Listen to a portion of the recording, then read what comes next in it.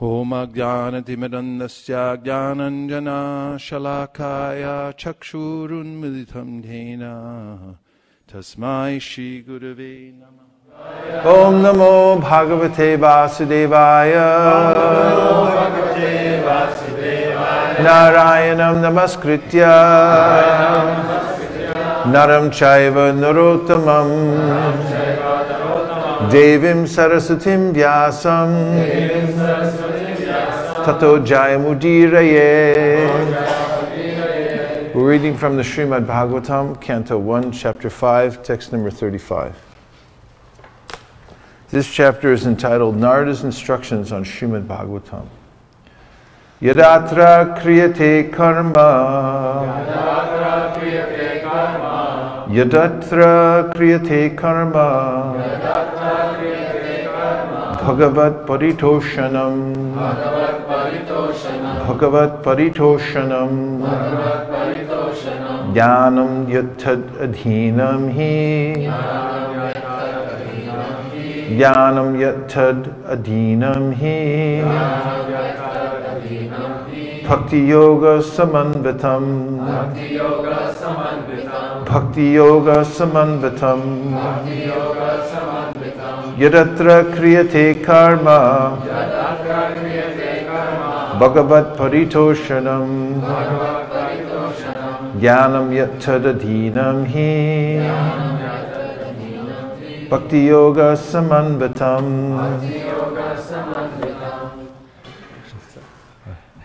Thank you. Word for word. Yat, whatever. Atra, in this life or world. Kriyate, does perform.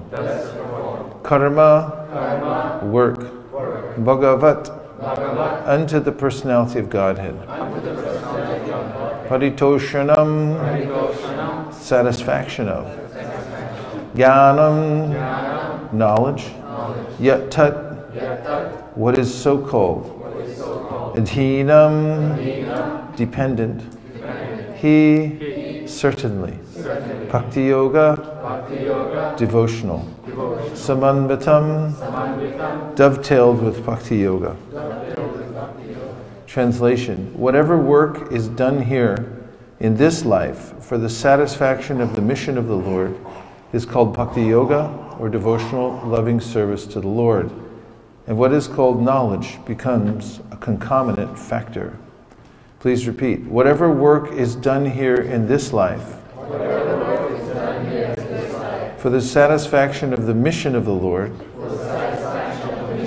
is called Bhakti yoga, or transcendental loving service to the Lord. And what is called knowledge becomes a concomitant factor. Purport by His Divine Grace A.C. Bhaktivedanta Swami Prabhupada. The general and popular notion is that by discharging fruit of work in terms of the direction of the scriptures, one becomes perfectly able to acquire transcendental knowledge for spiritual realization. Bhakti yoga is considered by some to be another form of karma, but factually Bhakti yoga is above both karma and jnana. Bhakti yoga is independent of jnana and karma. On the other hand, jnana and karma are dependent on Bhakti yoga. This Kriya yoga, or Karma yoga, as recommended by Sri Narada to Vyasa, is specifically recommended because the principle is to satisfy the Lord. The Lord does not want His sons, the living beings, to suffer the threefold miseries of life. He desires that all of them come back to Him and live with Him. But going back to Godhead means that one must purify himself from material infections. When work is performed, therefore, to satisfy the Lord, the performer becomes gradually purified from the material affection. This purification means attainment of spiritual knowledge. Therefore, knowledge is dependent on karma or work done on behalf of the Lord. Other knowledge, being devoid of Bhakti yoga or satisfaction of the Lord, cannot lead one back to the kingdom of God, which means that it cannot even offer salvation, as already explained in connection with the stanzas Naishkarmyam Apyachuta Bhava Varjitam.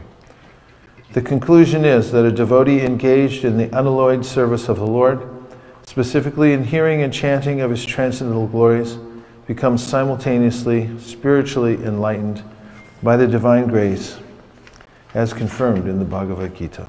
Yadatra kriyate karma bhagavat paritoshanam jnanam yattaradinam hi bhakti yoga samanvitam bhakti yoga samanvitam bhakti yoga samanvitam. Whatever work is done here in this life for the satisfaction of the mission of the Lord is called bhakti yoga, or transcendental loving service to the Lord, and what is called knowledge becomes a concomitant factor. Interesting word in here, atra, pointing to this world, this life. Another word that's commonly used, iha, as in iha yasya hare dasye karmana manasa gira ikila apyavastastu jivan muktas uchite.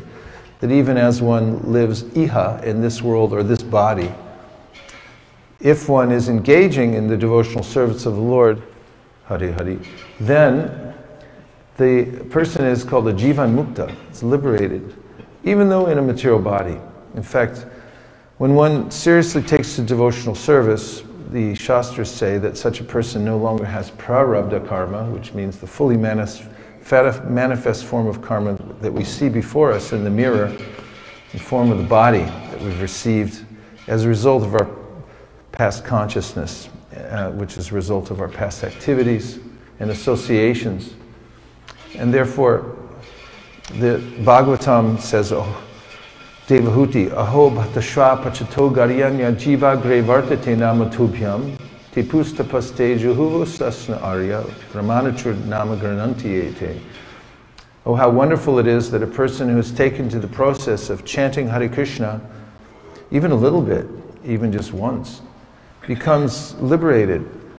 And such a person is known to have already performed Vedic ritualistic sacrifices, has gone to places of pilgrimage and taken sacred bath, has performed all kinds of sacrifices, studied Vedic literature, and so on, and is also qualified to take up the process of Brahminical priesthood, because such a person's body, or prarabdha, is known to have been transformed.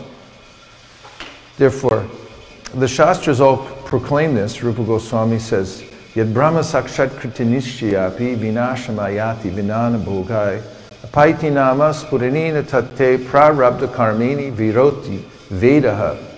Viroti Vedaha means all the Vedas say, Rupa Goswami is mentioning this in his Namashtakam, that if you chant Hare Krishna and you're able, through your sincere chanting, to perceive the Lord within His name, then even your prarabdha karma becomes purified, transformed from being a result of your material activities in the past to being something which is called in the Chaitanya Charitamrita your body, which is that of a sadhaka deha. You no longer have a material body, but you have a sadhaka deha. And this is what Rupa Goswami says is proclaimed in all the Vedas. By contact with the holy name of the Lord, one's completely transformed. And any activity that is engaged in the service of the Lord on a fundamental level transforms the performer, the thing that's being used to perform the activity, and the thing that's being acted upon. As Bhagavad Gita, in Bhagavad Gita, Krishna says, Brahmarpanam Brahmahaviram Brahmagnau Brahmanohutam Brahmaiva Tena Gantavya Brahma Karma Samadhina, which means, within this context, Krishna is giving that someone's performing a Vedic sacrifice. You have a special spoon that you use to put the ghee in the fire. And then, of course, there's the fire and all the paraphernalia around it. And the person performing the sacrifice. In this case, the spoon becomes Brahman. Even though it's a wooden spoon, it becomes Brahman. And the person that's performing the sacrifice becomes Brahman. Spiritual. even though it's a material body sitting there made of bones and other stuff. And the fire, the paraphernalia, everything's transformed. Brahmarpanam brahmahavira brahmagnau brahmahutam brahmaiva tena gantavyam brahmakarma samadhita. And Srila Prabhupada frequently used the example of an iron rod when it's placed in fire. It's transformed. So the material elements are transformable. But when they're engaged in the service of the Lord, they're transformed into spirit, from matter to spirit. So therefore, yadatra kriyate karma, when one uses one's facilities, meaning body, money, energy, what else do you have? Home, car, Cadillac. We drove in a Cadillac yesterday. Yadatra, whatever. Yat means whatever you may have. It doesn't matter what you have because everything originates from the Lord, and therefore ultimately it's spiritual. It's become separated from the Lord by consciousness. What is the consciousness that transforms it into a material item? Is thinking that it's mine and it's for my sense gratification. And when I do this, I transform it into material, a material item. And the converse is true as soon as my intention changes and I'm using the same items, the same body, the same Cadillac, I use it for the mission of the Lord, as is Prabhupada's translation. It says, engage in the mission of the Lord, then it becomes transformed back into spiritual energy. And so that's one of the main points of this verse, is those things that we have should be used in the service of the Lord. Because after all, they're His things anyway. Isavasam idam sarvam, Sri Upanishad, yatkincha jagatyam jagat tena tyaktena punjita magridha kasasudhanam. Everything animate or inanimate within the universe is controlled and owned by the Lord. Think about that for a second. It's easy to say the verse, but actually if you think about the verse for a minute, you'll change your life. That's the amazing point. Ishavasya midam sarvam. Sarvam means everything. There's not one thing that's not controlled and owned by the Lord. And therefore, one should accept only those things necessary for oneself. Still listening? Which are set aside as one's quota, and one should not accept other things, knowing well to whom they belong. Everything's controlled and owned by the Lord. Everything belongs to Him. And the false claim that something belongs to me is the problem. I think that there's something that's separate from the Lord, and therefore I enter into the dark material existence. And whatever I touch becomes transformed into darkness. So the way of light is to transform everything back into spiritual knowledge by selfless service. If one serves selflessly and one's motive is to please the Supreme Personality of Godhead with whatever one does and whatever possessions one has, then naturally those things will be transformed and one will feel satisfaction. Because if Krishna is satisfied, then you'll definitely be satisfied. Now here's the good news. I mean, there's a lot of good news, but this is not the first good news. It's just more good news, is that, I think that's the first part is good news because it's not that hard. It's just a change in intention. When I change what I intend for all my things or for what I'm doing in my life, then my relationship with the world changes immediately, as if flipping a switch. This can happen in any second. We can change our intention. And pleasing the Lord is the goal. If one pleases the Lord, then one will naturally feel satisfied and everything will be aligned properly. In fact, if that becomes my intention to please the Lord, then the Lord becomes pleased right away just by seeing our intention. And then, even if we make mistakes in whatever we're offering and however we're offering it, the Lord will make up for it. So the good news is that the Lord's easy to please. Prabhupada points out in the Bhagavatam, it's very difficult to go to hell. It takes a lot of work. You really have to make a whole plan. You have to have a strategic plan how to go to hell. And it means that you have to develop an infrastructure, which takes a lot of work and money, and you have to maintain it. Like, I was just noticing the freeway on our way home from the airport. And I was telling Aruna Keshavi that at our house in California, where we live, in a little house, I put in a driveway. I mean, we had a driveway before, but it was old. And so I invited some contractors to come and look and see how to change the driveway. So they looked at it for a day, and then they came back with a paper full of numbers on it, saying this is how much it will cost, this is what we have to do. So, you know, you got to do it. And I did it. I paid for it. And it was a complicated process. They had to tear out the old driveway. They had to bring in a big old truck. I actually had to put rebarb down for the cement to lie in. And then they poured all the cement in there. And then he had to wait, couldn't walk on it for a little while. And afterwards, I was a little traumatized by the bill and also by all the work that it took. But then I was driving down the freeway and I was thinking, here's millions of driveways. I mean, what traumatized me on a tiny little driveway from a tiny little house, you could drive from California to New York City on what's just an endless driveway. And who thought of that? And who did it? It's ongoing too. There's over on Egerton Street, or whatever it's called. Eglinton, my favorite street in Toronto. But devotees can't go there because no meat, fish, or Eglinton. And it takes a lot to build one driveway, what to speak of 1,000,000 driveways in the form of one road, what to speak of millions of roads. I mean, that's a lot of work. To go where? To that, apparently that big mall over there with the Hudsons. Everyone's parked over there, almost everybody in Toronto. And if you look inside there, there's all kinds of clothes, mostly clothes, that are manufactured by people in third world countries who are subjugated to hellish conditions of life. And most of the clothes get thrown away and sent back to the people who made them, but they charge more than they paid them to make the clothes. I mean, don't get me started. But the fact is, I'm just trying to give a short sketch of the difficulty of material civilization in life.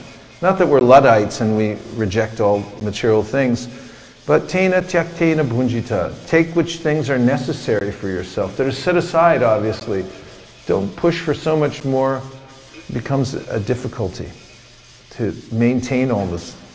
When Hiranyakashipu was asking for benedictions from Lord Brahma, of course Lord Brahma granted it because there's a kind of deal in the material world. When you do austerity, you're supposed to get paid for it. So he had to hand over some benedictions. But it's mentioned there that Hiranyakashipu shouldn't have asked for that stuff because he couldn't maintain it. And you have to consider anything you ask for, consider, can I maintain this? Whatever benediction I want from material nature, can I keep this? Will it sit well with me? Not so much. There's no real material benediction that will satisfy us in any way. And on and on and on, it's very difficult to maintain the standard of material sinful life. Very difficult. Ugra karma, it's called. But pleasing the Lord is very easy. In fact, there are various scenarios. One is that you may have the wrong intention when you approach the Lord. But externally, if you do it right, the Lord will accept it. An example of that is Putana. Putana was a witch. And plain and simple. I mean, there's no way around it. She was definitely a witch. And she was hired by Kamsa to come and kill Krishna.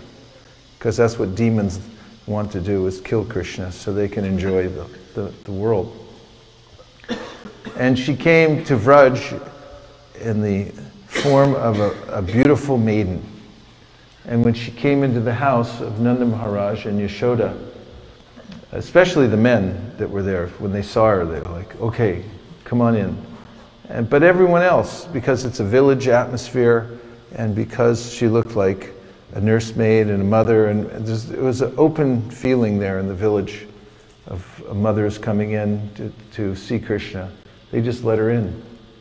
But her whole idea internally was to kill Krishna. So when she came, she had smeared her breast with poison, deadly poison, to kill Krishna.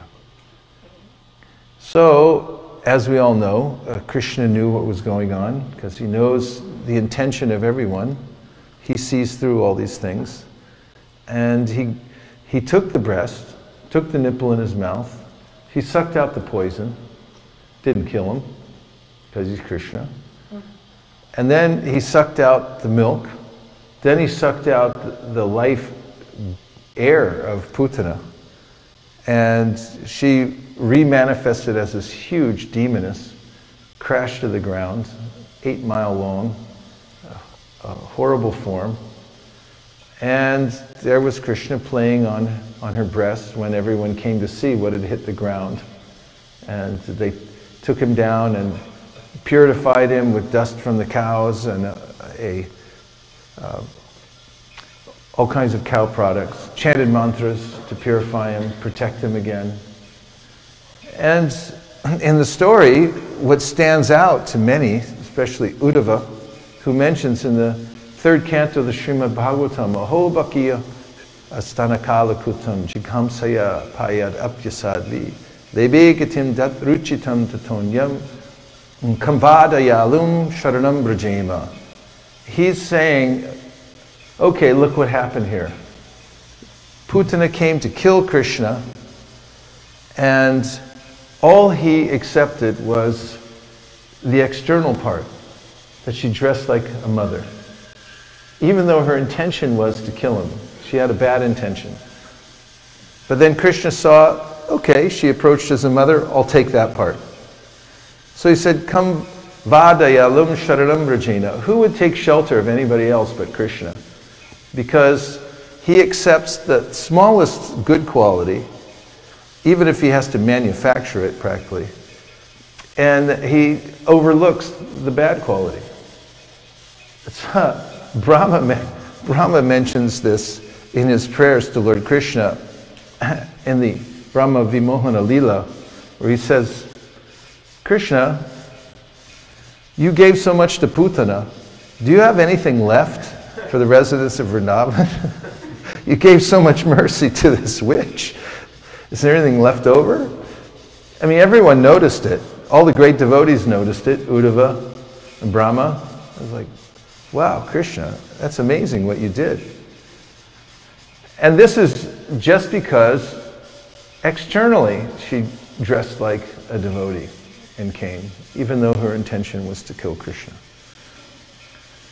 And then on the other hand, we have, if you do it wrong externally, but internally your intention was right, Krishna will accept that too. So, there's a story of Vidura.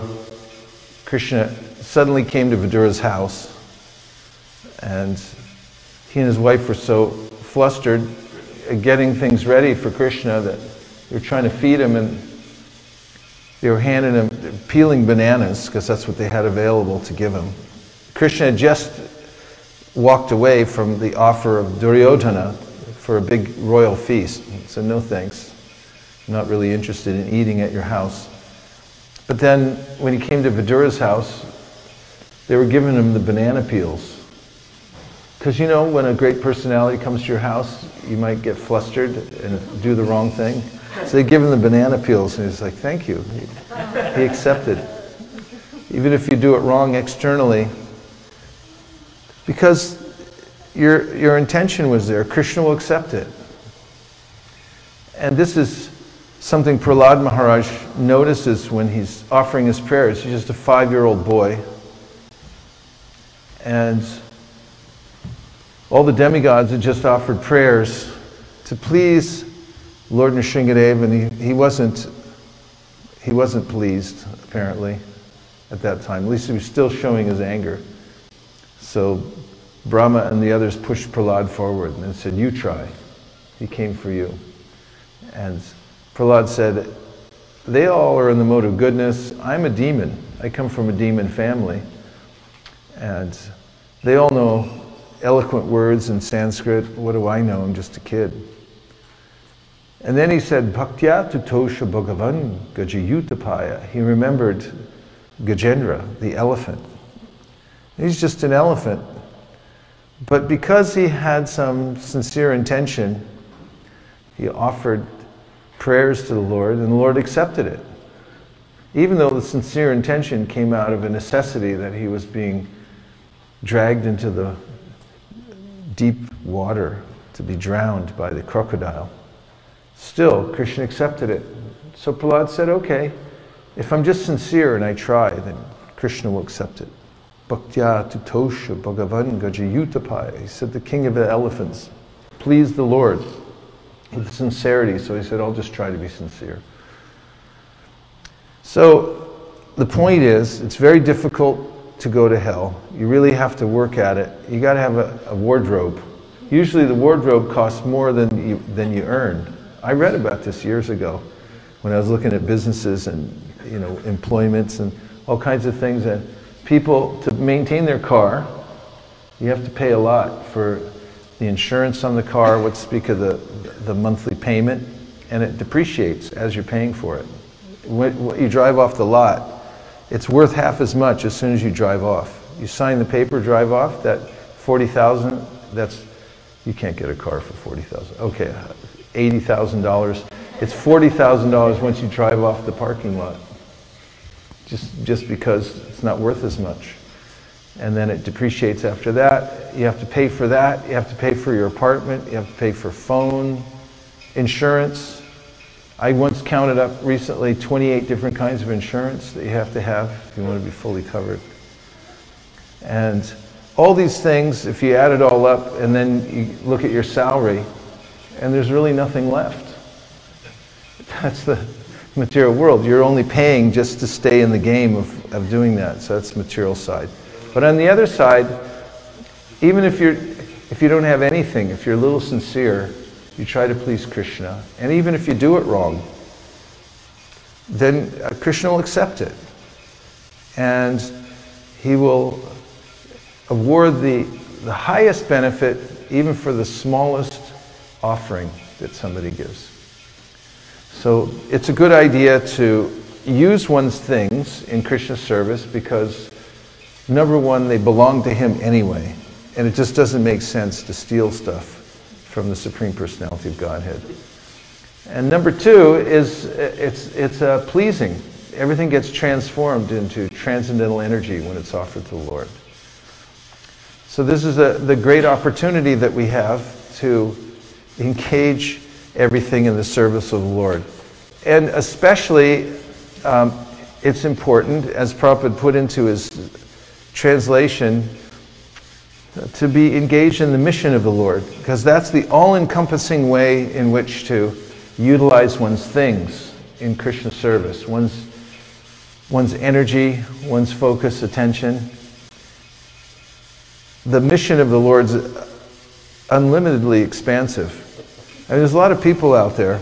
Yesterday we drove down to a place where we were looking for people who spoke Arabic. So we had to hunt them down, which isn't hard these days because of Google. We can find out where they live. So we drove there in a Cadillac. And we got there and we went into the apartment building. And that's some far-flung places. I mean, who's going to actually go into a 12-story apartment building, down those dark hallways, knocking on doors, to sell a book in Arabic? We were thinking about how miraculous that was, and think how many jobs it created along the way in the mission of the Lord. First of all, Prabhupada made the books painstakingly. That was a big job. And then you have to put them together. So he had a whole team to put the books together, which employed hundreds, if not thousands of people. And then, once the books are together, somebody had to translate it into Arabic, and again the process starts again to translate it all. Then they have to be warehouse shipped, and we keep some of them here. Then devotees have to drive them out to these places and find people who speak Arabic. And then you have to go through the act of offering the book and telling them in their language what you're doing. So there's a lot that goes into that. But everything that went into that is transcendental. And the hard work that one puts in to do those things is pleasing to the Supreme Personality of Godhead. And if you don't do that, what else are you going to do? If you don't engage in that, then your time will fill up otherwise. Right? So this is a great boon to have a mission and to think more and more how to refine it, and also to use more and more of one's resources in order to help expand it. And as we were coming back from that apartment building yesterday, I was thinking that, it took a lot of endeavor to get out there. And then I was thinking, who else would have gone in there?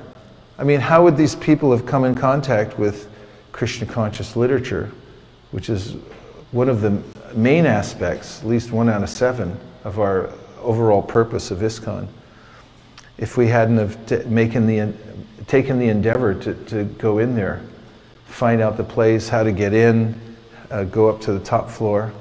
They definitely weren't expecting us. And we were thinking, what are we doing here in a musty hallway, knocking on doors and meeting people and explaining to them? Well, it's part of the mission of the Lord. So everyone can do that. And by doing it, you'll transform everything. Whatever you use, your consciousness will be transformed by thinking about how to do it. And as the purport says, the verse, whatever work is done here in this life for the satisfaction of the mission of the Lord is called Bhakti Yoga, or transcendental loving service to the Lord, and what is called knowledge becomes a concomitant factor. And just one point about that section of the verse is when one performs devotional service, one who performs devotional service is not bereft of anything. This is Bhagavatam, Vasudeve Bhagavati Bhakti Yoga Prayojita Janiyat Yashavairagyam Jnanam Chayarahaitukam.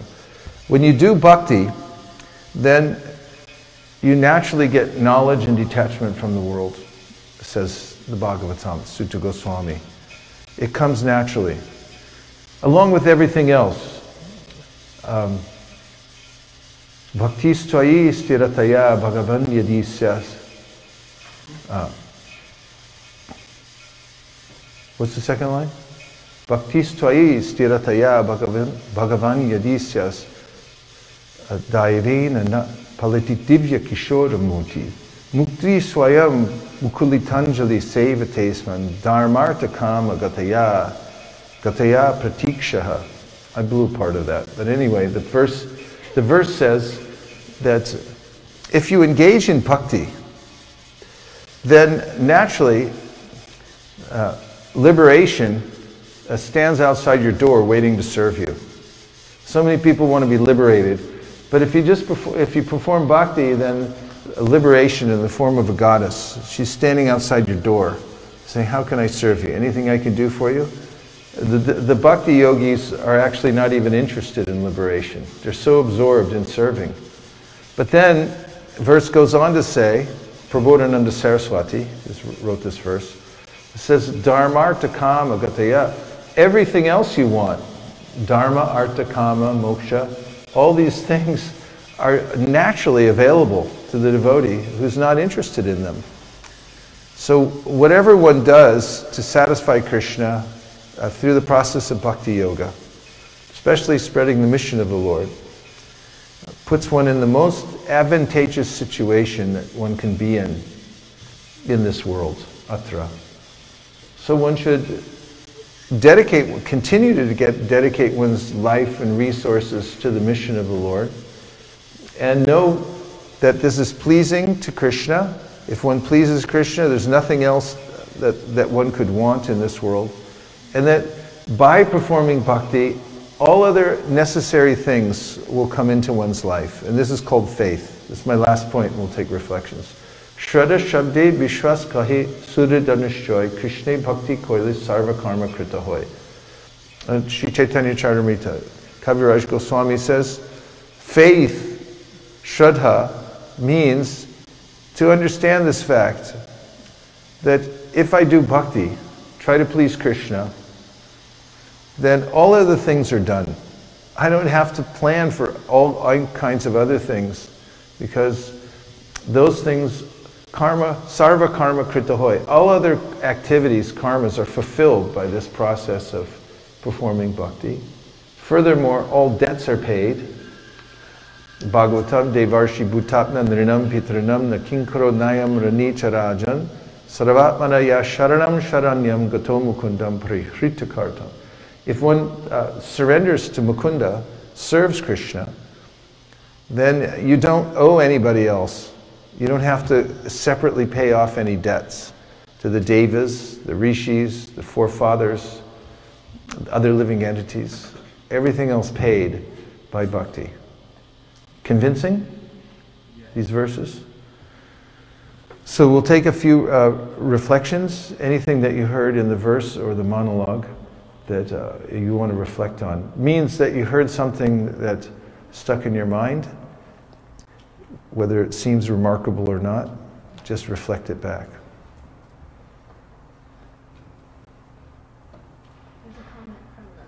There's a comment from our online audience.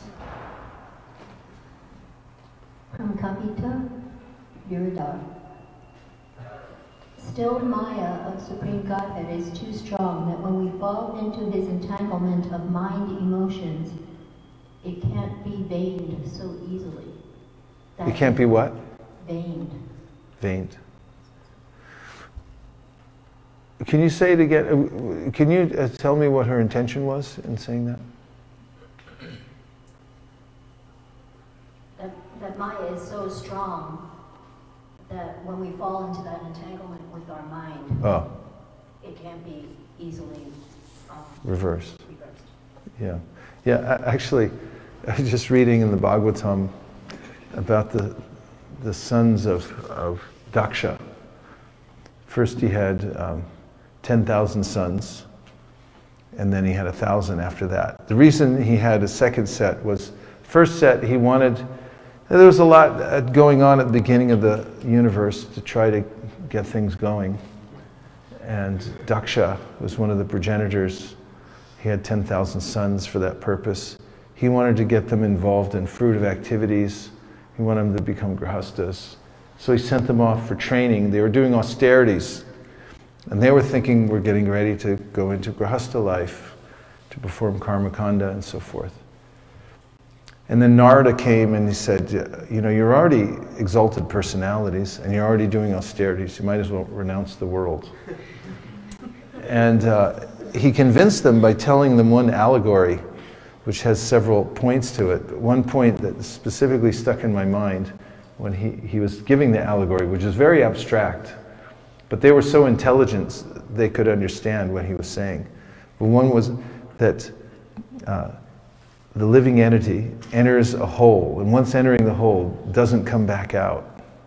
So they understood that that meant that once you enter into the material world, which is like a hole, you go through that hole, then it's very difficult to come back out.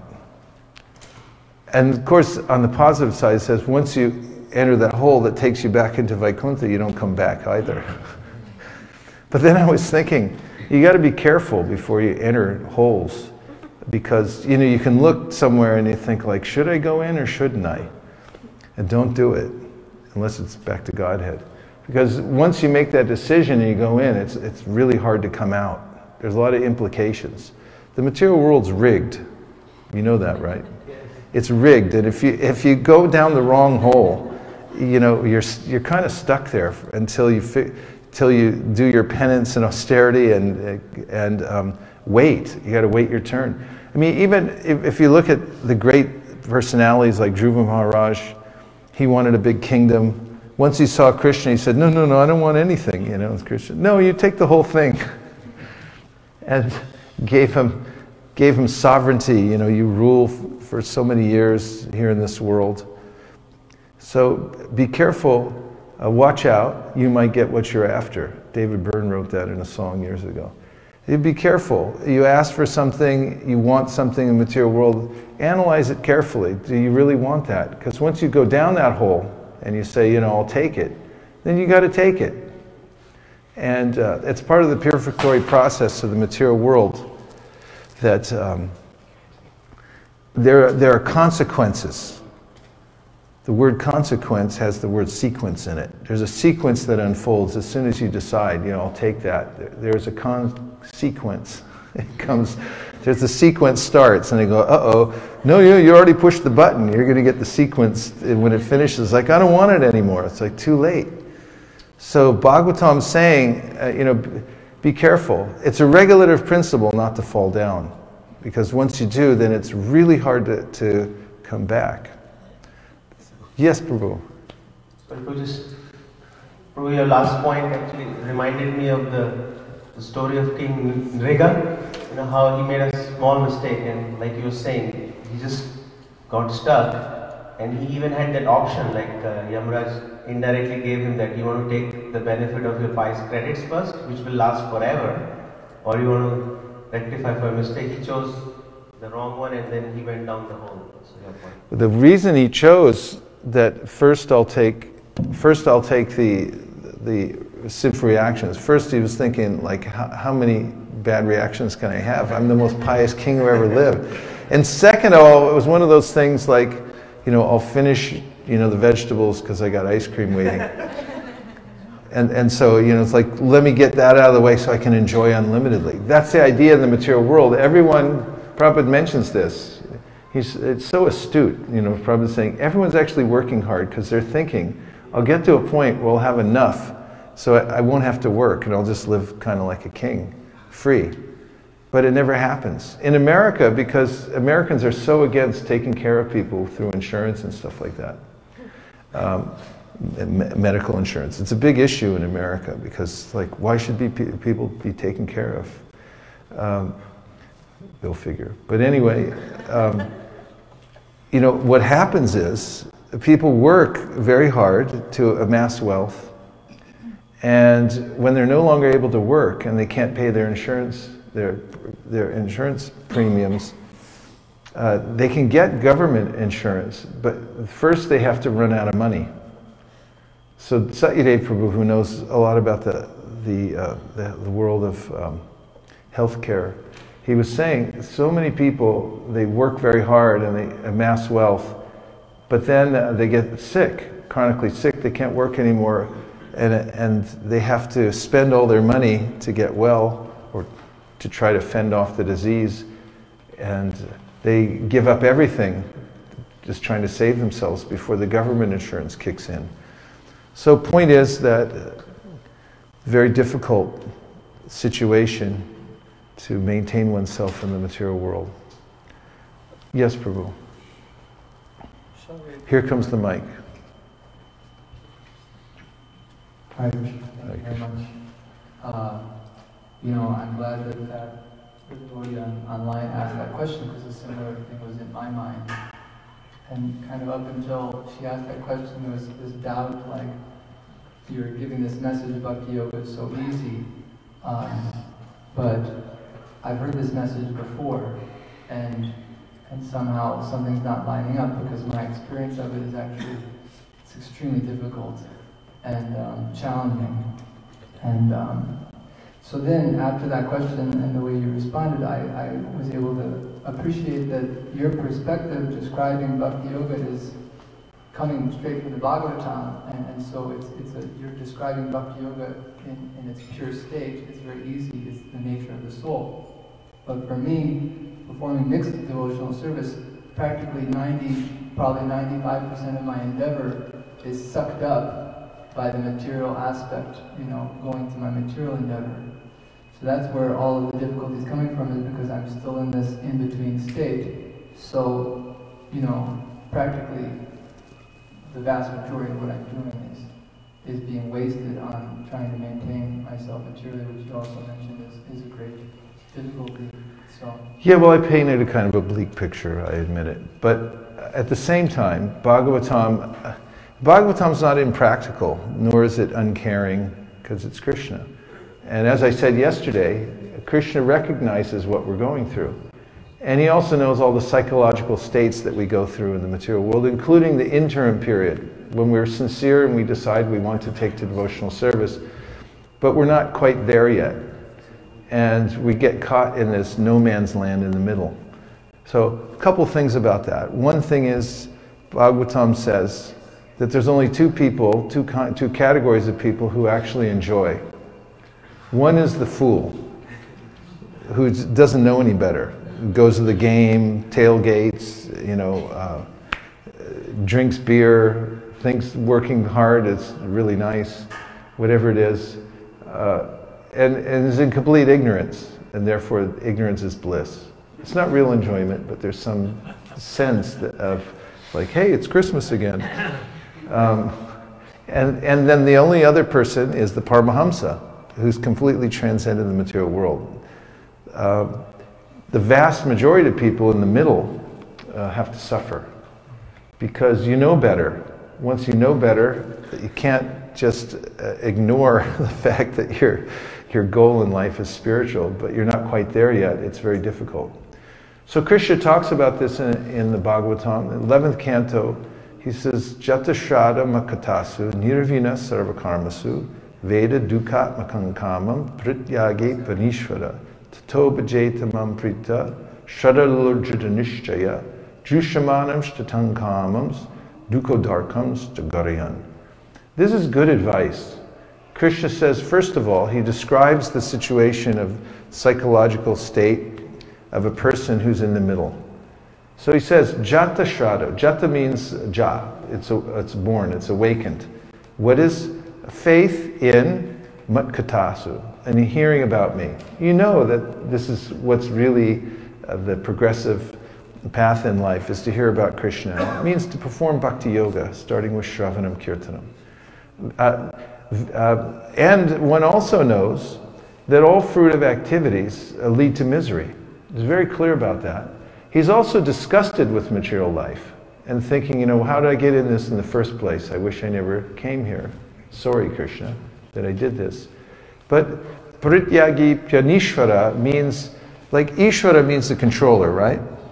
Ishvara Paramakrishna. But it also means the power to do something. So Parityagi means to give something up. So he doesn't yet have the power to give up the material world, even though he knows better. That's what the verse means. So then Krishna gives his advice. He goes on to say, know that the results will be there. If just continue and be happy. Don't become morbidly morose and psych yourself out and stop doing devotional service, really is what he's saying. Don't give up, because the end result will be there. Said you can have a little bit of ghariyan, which is kind of an inspiration, which means that you feel a little bit of remorse, just enough to keep you moving, but don't psych yourself out and stop doing the process of bhakti yoga. There are a lot of things that are difficult when we're doing some discipline or trying to achieve something great. We'll find ourselves in an interim state where it seems like the end is so far away. When I was writing this book, Our Family Business, I did it kicking and screaming, admittedly. I knew I wanted to write a book, but I didn't want to do the hard work of actually writing it. So what I did instead is I wrote it in my mind several times, and my editor kept calling and said, how's the book? And I said, it's almost done. But then after a couple months, there was nothing in her computer, and she'd call back, say, can I see something? It's like, well, it's mostly in my mind. When I actually looked at the blank page, I was like, what do I write? It's like all those ideas went running away. Or at least how to express them, it's a little more difficult on the page. As one famous author used to say, writing's not hard. You just sit in front of a blank piece of paper and bleed. In any case, finally, because my wife Nirakula and Keshav Bharti Maharaj, my best friend, ganged up on me and they said, you have to stop everything else and write the book. So finally I did, very reluctantly, because I like doing stuff and going places and being with people. So then I stopped doing anything except writing the book. And while I was in the middle of it, my experience was like being in the middle of an ocean. I had no idea when I was going to reach the shore. And all I could do then, because I already stopped doing everything else, was to keep paddling. I mean, I didn't even have a boat in this scenario. I was just with my hands, dog paddling. Because I was just trying to write and write and write and write. I was think, first of all, this is no good what I'm writing. That's difficult. And the other part is, it's so far away from being a book. But one paragraph at a time. And then, paragraph turned into a page. And the page turned into 5 pages. And it's like, then refine it 15 times. Then you got yourself maybe a chapter. And then how many chapters are there? Well, we'll have to see. And that's just the beginning, but I had to stay in it. I had to just keep paddling. It's like, just don't look around. Just keep swimming. And when we're in the middle like this, a devotional service, first of all, you have to hear enough to understand that there is shore. The shore is there. And Chaitanya Charitamrita says this, beautiful verses. And then actually, this verse comes from Akrura also. He's quoted in the Chaitanya Charitamrita. When he's going to see Krishna, he's picking him up. And he was sent by Kamsa to pick him up.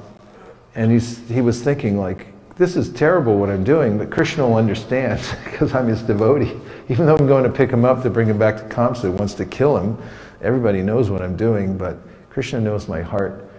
And then he was thinking of how far away devotional service, the perfection is, but he was thinking that somehow or other one will come to reach the shore if one goes on with the process of devotional service. So, yeah. Yeah, that was very helpful and really nice. I was grateful because the way you were describing this pastime with Putana, it helped me see like a new side of it, that although these saintly persons like Brahma and Uddhava are able to appreciate what a glorious thing is happening, because she's probably up there with the greatest demons of all time, and she's getting such a great benediction.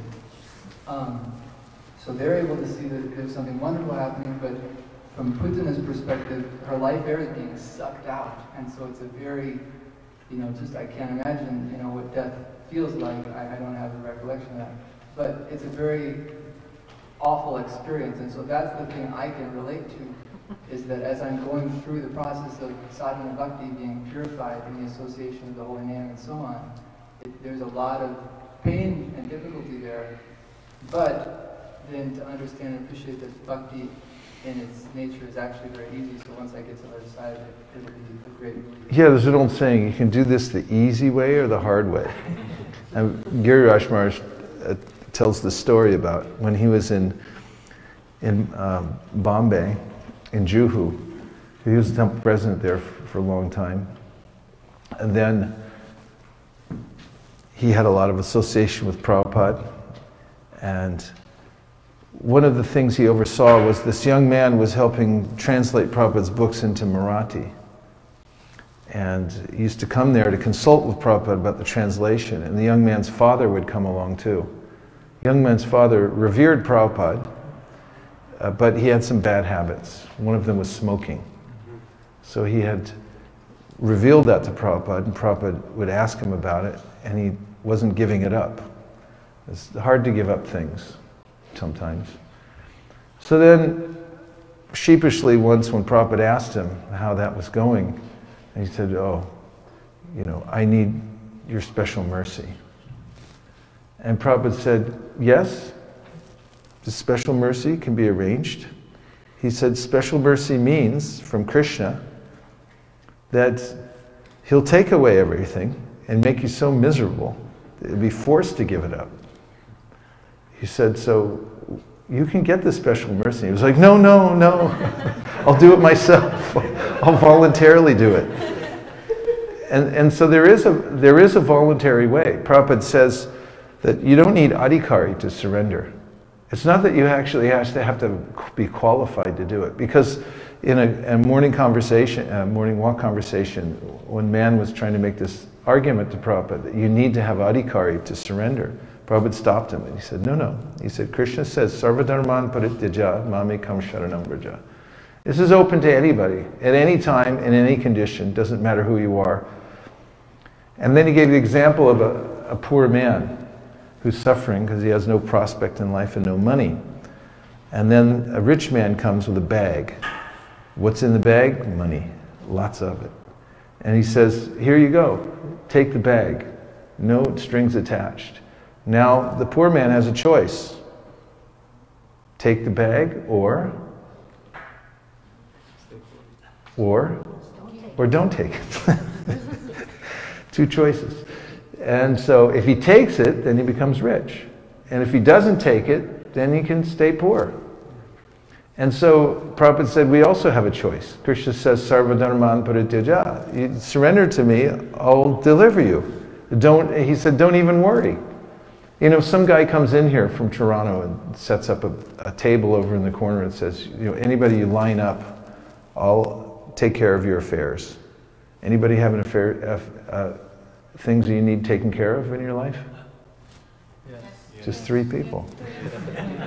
There's a lot. I mean, it's like it never stops. The mind's going, what about this? What about that? What about this? Well, I fixed that. Yeah, but it's going to break again. And, you know, I mean, everything's going to go wrong.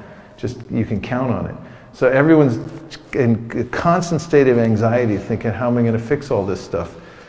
So guy comes in, says, don't worry, I'll take care of everything for you. Brings out the briefcase, you know, the whole thing. But then you might think, who is this guy anyway? I mean, he's from Toronto. How good, you know, he's from the material world. How can he fix everything?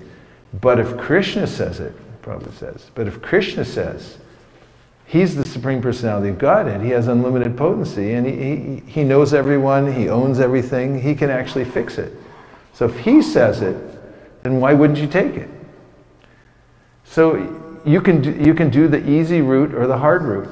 And the more that we surrender, the easier it gets, because there's no friction there. Once you give up your claim that I have a plan that's got to work, and if you give up your claim on your plan, say, my plan doesn't have to work, Krishna's plan has to work. That's the mission of the Lord. He has a mission. It's like, I don't care if my plan works. I care if Krishna's plan works. And you invest yourself in that. You might have some anxiety because Krishna's plan in the material world takes a little endeavor, but it's a different kind of anxiety. It's not the kind that eats away at you like cancer. It's a kind that gives you it actually makes you effulgent, worrying about Krishna's plan. So that's why this is, you know, it's such a benefit to have a plan to worry about. Because if you just negate everything and walk away from it, it'll call you back. But if you engage yourself ambitiously in spreading Krishna's plan and figuring out what he wants and then doing that, and you see people who do that, I mean, they are around. You can look at them. And they're really engaged. And they're in a lot of anxiety too. But it's Krishna anxiety. It's really different. And it's the kind of austerity that takes one back to Godhead. So I'll just read the verse one last time and then we'll stop. This is Narada Muni speaking to Vyas, and he says, whatever work is done here in this life for the satisfaction of the mission of the Lord is called bhakti yoga, or transcendental loving service to the Lord, and what is called knowledge becomes a concomitant factor. Case closed. Go Premanande, Nitai Gaura Haribo, Haribo. Hope you're ready. Haribo, Nitai Gaura Haribo. Nitai Gaura Haribo, Bo, Haribo, Nitai Gaura Haribo.